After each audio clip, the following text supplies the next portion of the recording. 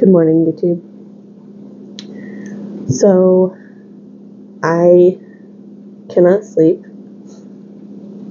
It's like 5:30 in the morning.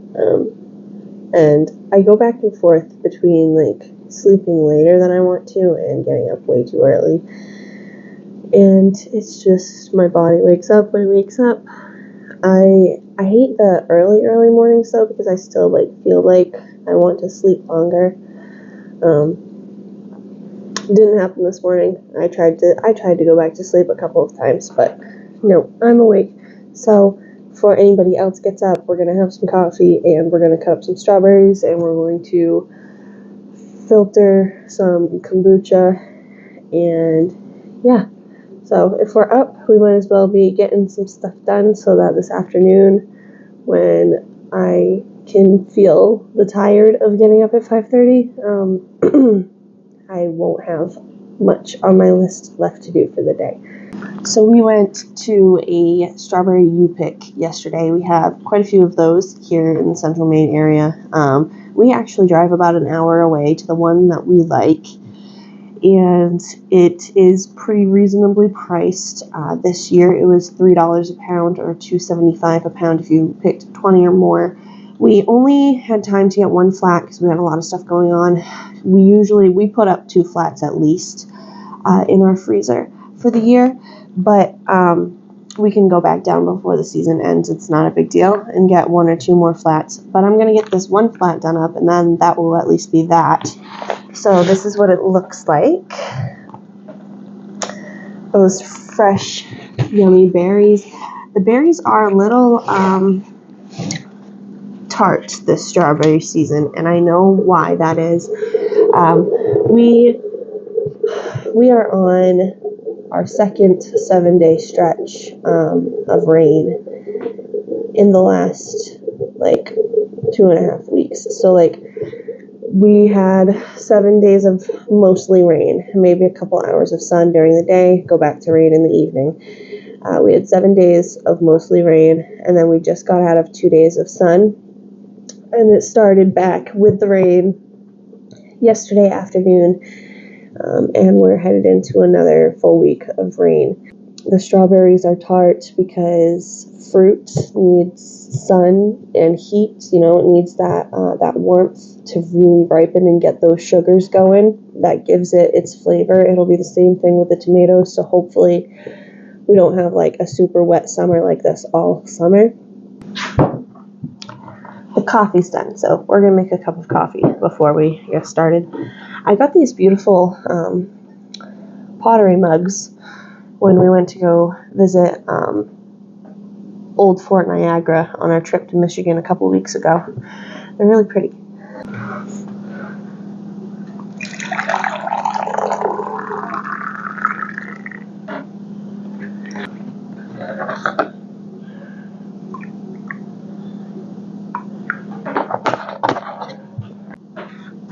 Okay, so what we're going to do with these strawberries is we are going to cut them up.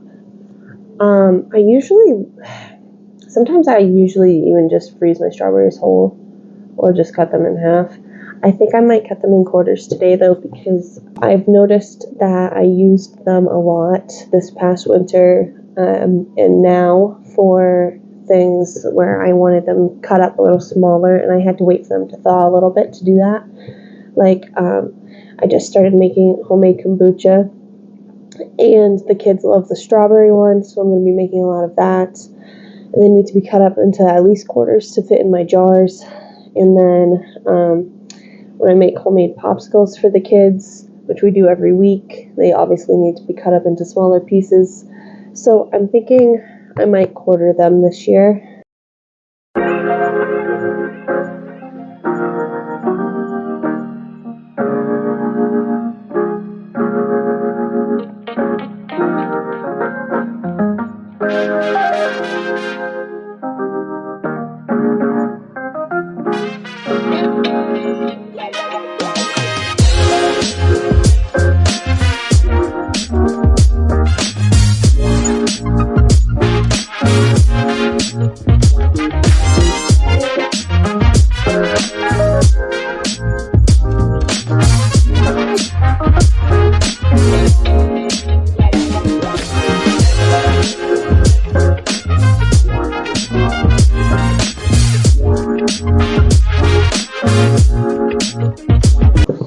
You know what? It looks like they are fizzing more than they were yesterday. So that's cool. That one's got a lot more bubbles. Maybe they just needed one more night to sit. Okay, so all I'm gonna do is I'm gonna strain it through this cheesecloth into this half-gallon jar, and then use this funnel to strain it back into its own jar. The cherry one really didn't get fizzy. Well, I guess there's some bubbles in there, but the cherry one really didn't get fizzy at all. The ginger lemon one looks like it may have. We'll see what happens when we open it. And the watermelon ones kind of look like they're somewhere in between.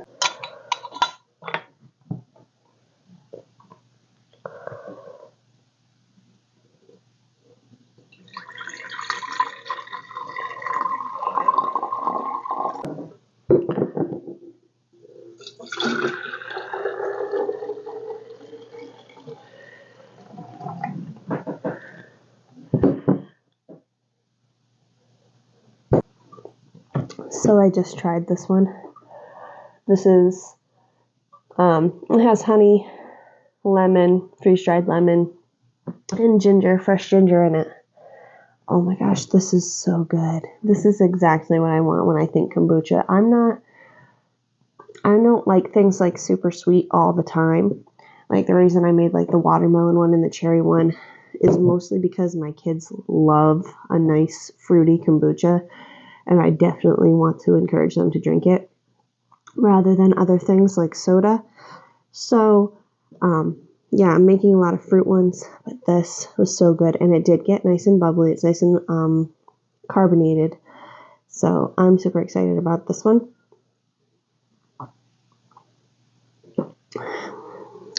That one's really good. And I might just put the cover back on this one and leave the lemon and ginger in there. The reason I didn't do that with the cherry one is because the cherries, some of them broke apart and got like slimy and weird. So I just figured that might be unpleasant to be drinking that and come across the slimy cherry. So the watermelon ones, I might just leave those alone too, and maybe just strain it out as I put it into a cup if the kids don't want the actual chunks of watermelon. Homemade kombucha is so much nicer than store-bought. There's only one brand of kombucha in the store that I will drink. The rest tastes like straight apple cider vinegar to me, and I'm not into it. These are perfect in between. I don't think they're too sweet. The ones that my friend brought me were like really sweet, which the kids loved, and they were good, and they were refreshing. But I do like a little bit of vinegar taste in mine. Just like a little bit of, kick behind the fruit. And these are like a perfect balance. I'm super happy with these. I did write down what I did. So I do have that down. And they did ferment. They did carbonate a lot more just overnight last night. So I'm glad I left them for another night. But I think I'm just going to scoop these into the fridge as is. Straining it's kind of a pain in the butt. So if they want it strained, I can strain it into their glass before they drink it. It was getting a little muggy hot in here, so took my sweatshirt off. I did decide that I am going to go ahead and just make like one pot worth of strawberry rhubarb preserves. We don't go through that much of it. Really, mostly I use it for desserts, on top of ice cream, stuff like that. We don't really use it for like peanut butter and jelly sandwiches, the things that you would think you would use preserves and jellies and jams for. So I am going to do up one pot of that. I think that'll be fine. If I need to make more later on, you pull the frozen stuff out and you make it. So while those finish freezing, I am going to go ahead and cut up some strawberries and some rhubarb and get those in there.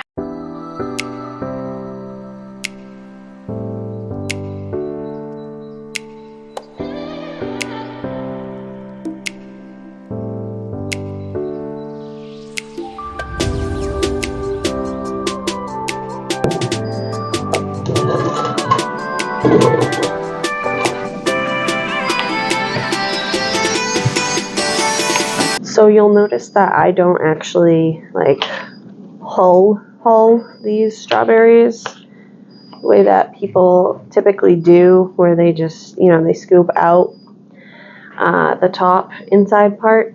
I just cut the greens off and most of the white because honestly, food preservation can sometimes seem intimidating because of all of the extra steps that kind of just people have adopted into their methods. And sometimes those steps are unnecessary for a good end product. And hulling the tops of your strawberries out is one of those things that is not necessary.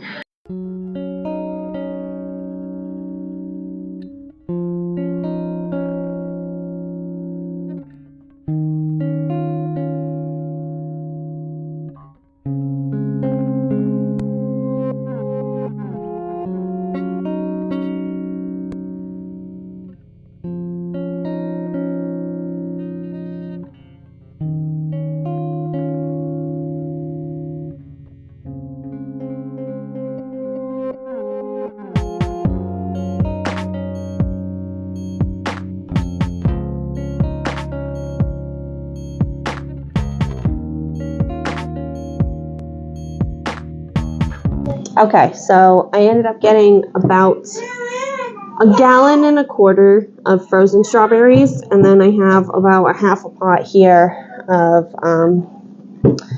strawberry rhubarb preserves. I don't usually add pectin to my preserves, especially the strawberry ones or the blueberry ones, because typically they're thick enough. The strawberries were super watery this year, but like I said, we've been getting a lot of rain, so that very well might have to do with it. So I did end up adding a little bit of pectin in here, just to thicken it just a little bit. I don't use a lot of sugar in my fruit preserves, literally 1.5 cups, 2 cups of sugar. So I have to use like a low sugar pectin or it doesn't work, because most pectin like requires like a lot of sugar. Like you're talking like 4, 5, 6 cups of sugar. So anyways, that's that. Let me see. I'll show you guys the preserves.